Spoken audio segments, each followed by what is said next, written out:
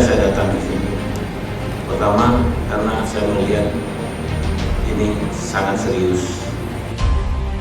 Kepedulian kita terhadap Gorontalo ini yang kita minta supaya kita peduli dulu. Kedua, kita mendatangkan tamu. Ketiga adalah investor yang dijaga oleh Pak Bupati. Jangan sampai nanti orang sudah ceritakan bagus, apa ini pelayanan sudah bagus.